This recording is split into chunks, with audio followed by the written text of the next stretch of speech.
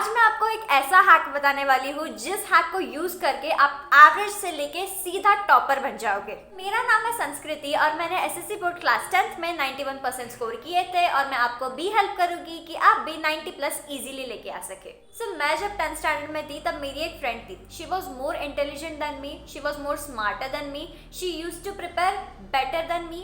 पर फिर भी जब 10th का बोर्ड रिजल्ट आया तब मुझे 91% मिले थे और उसको सिर्फ 80% मिले। तो ऐसा क्यों हुआ? इसके पीछे एक ही रीज़न है। मुझे जो भी आता था मैं वो बहुत अच्छे से प्रेजेंट कर पाती थी, नीटली अपनी आंसर शीट को लिखती थी, आंसर्स बहुत प्रेजेंटेबल तरीके से पॉइंट्स में लिखती थी। और वो टोटली अपोजिट करती थी। उसका पेपर बहुत क्लमजी होता था, उसको जो भी आता था वो ठीक से प्रेजेंट ही नहीं कर पाती थी। And this is like a nightmare. आप पूरे साल भर इतनी सारी पढ़ाई करते हो और एंड पेपर के वक्त जब आप ठीक से प्रेजेंट नहीं कर पाते उसके वजह से आपके मार्क्स जाते हैं। इससे बुरी चीज और कोई हो ही नहीं सकती। But of course you don't have to worry about it. मैं आपको 5 ऐसे हैक्स बताने वाली हूँ जिससे आपका पेपर एवरेज से टॉपर का पेपर लगने लगेगा। तो पहली बात तो अगर आपकी बुरी हैंडराइटिंग है, you don't have to worry about it. Handwriting doesn't matters, how you present your answer that matters। Answer को पैराग्राफ में लिखना छोड़ दो, आंसर को बिल्कुल पैराग्राफ में नहीं लिखना है, हमेशा पॉइंट्स में ही अपना आंसर लिखना है अनलेस फॉर लैंग्वेज का पेपर हो। Number 2 is right answers in sequence. Always remember this is very important. Answer को हमेशा सीक्वेंस में ही लिखना है। सीक्वेंस में मतलब कैसे?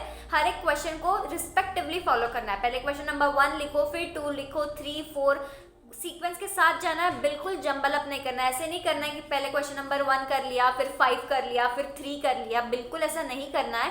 एक बात ध्यान में रखनी है कि हमारा पेपर जो चेक करता है उनको हमारा पेपर चेक करने में कोई परेशानी नहीं होनी चाहिए। इट इज लाइक तुम्हारा पेपर जितने जल्दी चेक होता है उतना अच्छा होता है। Number 3 is always always always underline the keywords. Keywords underline करना बहुत इंपॉर्टेंट है, पर एक बात भी है कि आपका पेपर टाइम से पहले ख़त्म भी हो जाना चाहिए और पेपर ख़त्म होने के बाद आपको कीवर्ड्स को अंडरलाइन करना है।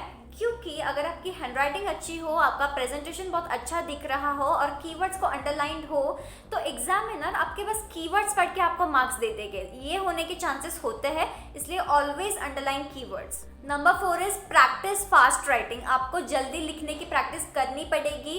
हमेशा आपका पेपर 15 मिनट्स पहले कंप्लीट हो जाना चाहिए। सो उसके लिए दिन में 5-10 मिनट निकालो और जल्दी जल्दी लिखने की प्रैक्टिस करो। कैसे करना है? आप कर्व लाइन निकालो, स्लैंटिंग लाइन निकालो, ऐसे प्रैक्टिस करो। उससे आपके हैंड में मूवमेंट आ जाती है और आप फास्टली लिख पाते हो।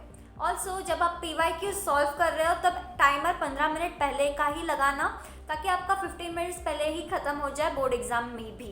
एंड लास्टली नंबर 5 इज, ये मैंने बहुत बार पहले भी बताया हुआ है कि आंसर इस फ्लो में होना चाहिए। पहले इंट्रोडक्शन लिखना है, फिर फ्लो चार्ट निकालना है, फिर एक्सप्लेनेशन लिखना है, कंक्लूजन लिखना है और फिर डायग्राम निकालने हैं।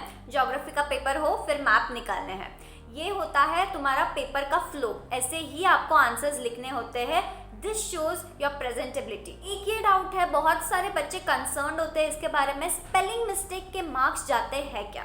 सो स्पेलिंग मिस्टेक अगर ऑब्जेक्टिव में हो तब तो आपके मार्क्स डेफिनेटली जाएंगे। पर अगर आंसर्स में आपकी स्पेलिंग मिस्टेक हुई हो तो 1-2 बार हुई हो तो वो नज़रअंदाज हो जाती है। फ्रीक्वेंटली हुई हो तो मार्क्स जाते हैं, बट यूजुअली नहीं जाते उसमें marks. So let me tell you a life saving hack. अगर आपको कोई आंसर आता नहीं हो, सपोज वर्स्ट के सिनेरियो में, तो आपको क्या करना है पता है?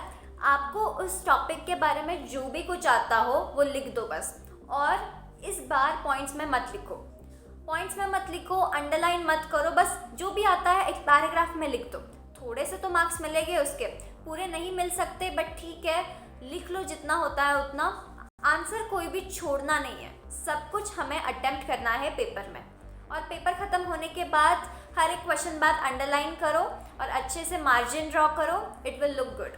Yes, that was it. Channel को सब्सक्राइब कर लेना क्योंकि मैं एसएससी बोर्ड क्लास 10th के लिए बहुत सारे स्ट्रैटेजीज, टिप्स और हैक्स बताते रहती हूँ। All the best, bye bye.